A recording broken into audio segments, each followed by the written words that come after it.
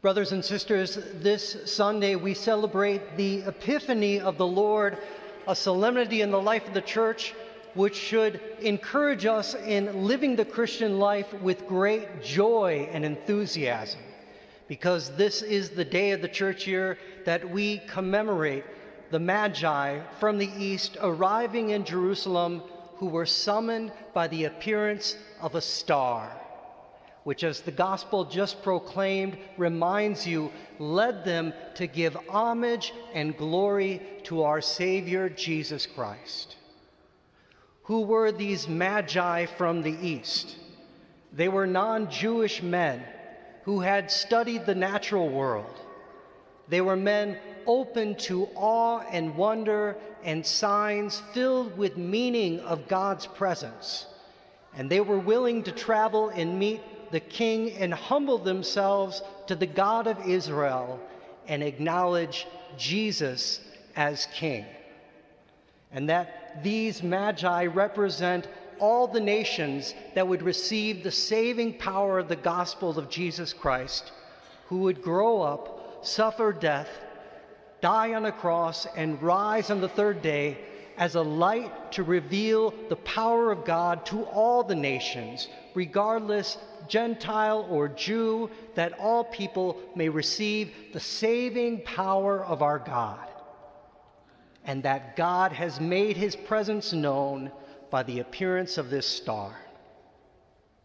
Now, the Epiphany in our Catholic faith has all sorts of devotions, all sorts of liturgical celebrations and sacramental devotions. And so it's one of those fun days of the year to be a Catholic. And of course, this is the celebration where we look at our nativity scenes, whatever shape and size, and this is when you bring those Magi into your nativity scene. Families with young children doing little liturgical actions commemorating this mystery of the gospel.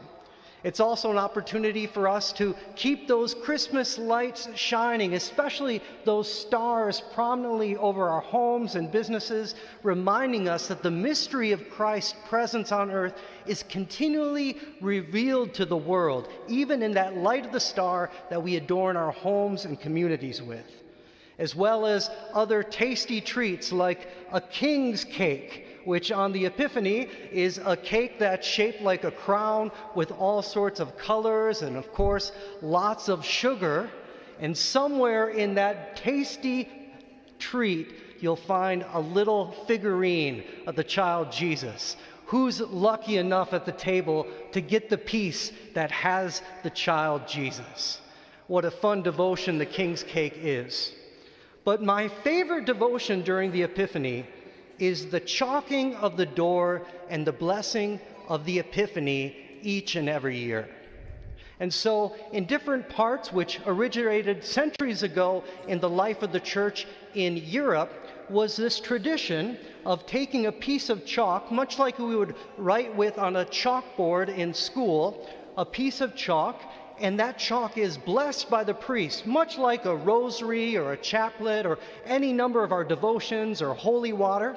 And that piece of chalk is blessed, and the faithful go to their homes. They go to the entrance of their homes, and just over the lintel of their doorway, they inscribe with a piece of chalk the year as well as 3 letters. And it goes 20 cross, C cross, M cross, B cross, 26, because we are now in the year of the Lord 2026. And what do those letters and those symbols mean? They signify Christus Dominus benedicat, which mean, may Christ bless this house. Much like the Israelites of the Old Testament took the blood of the lamb of Passover and put it over the door frames of their homes to protect them at that hour, in the year 2026, the Christian faithful will call upon Jesus Christ our Savior to bless their homes, not only as a sign to all those who enter, but also a sign to the world that they are people who have made their home a dwelling place for Jesus Christ. And it is a beautiful devotion. Wherever I go in the parishes, I always try to encourage it, and at the end of our prayers of the faithful, we'll have a blessing of chalk for all those who are here today. They can pick them up from the St. Joseph statue after Mass. But one year, I had a man from the parish bring me a piece of fluorescent orange chalk for the blessing. And I said, well, this is not the ordinary chalk from the church or the classroom. You know, this is really bright chalk. And then he explained to me, well, Father, I have a white house. So if I use the regular chalk, it doesn't show up. But I know if I use this orange construction chalk, it will show out there and it'll stay there a long time. And he was pleased. His wife, not so much. But it's the enthusiasm of wanting the world to know that my house is a place where Jesus dwells is the exact enthusiasm for lifelong Catholic missionary disciples of God's love and living their faith, living liturgically each and every day of the year. And that's what the Magi inspire us to. That if they were willing to travel so far into the unknown, into the unexpected, through the guidance of Christ's light, that surely us who receive Jesus in word and sacrament each and every day of the year, that we too can be just as bold and just as exciting in living and sharing our faith each and every day of the year. And so this is the invitation, brothers and sisters, on the Epiphany of the Lord, that the Magi show us how to approach and live our lives in relationship with Jesus Christ.